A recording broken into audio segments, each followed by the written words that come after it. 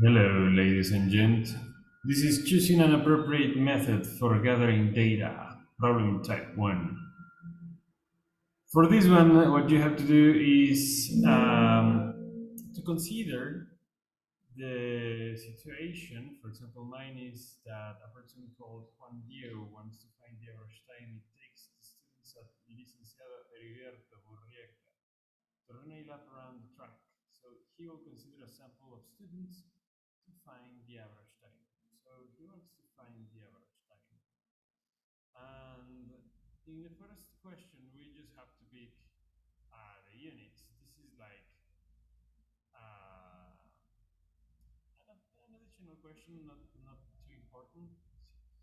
The really important part is the one below that says which of the procedures below would be the best way to find the average time. And in here you have to be careful because, for example, the first one that says randomly pick 6 students to run a lap around the track and have them state their own times. This part in here is a little bit difficult to trust. Not trusty. So no, that is not a good idea. The second one says randomly pick 32 students to run a lap around the track and measure their times. So doing it randomly, that's a good idea. And doing the measurements, um, it's also a good idea instead of asking them to state their own times. So this is trusty. And the third one says that measure the times of these volunteers.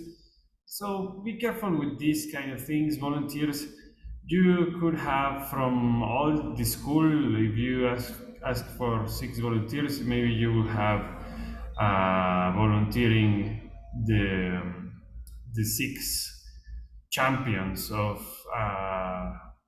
running, right? So that wouldn't be a good sample, a good idea. What you will get is not going to be the average time of school because they run a lot. And in here also, volunteers to run a lap and state their own times. Now, this is not a good idea. Not a good idea. So the only one that it's a good idea is the second one. I'm going to put those answers and the rest check. Thanks.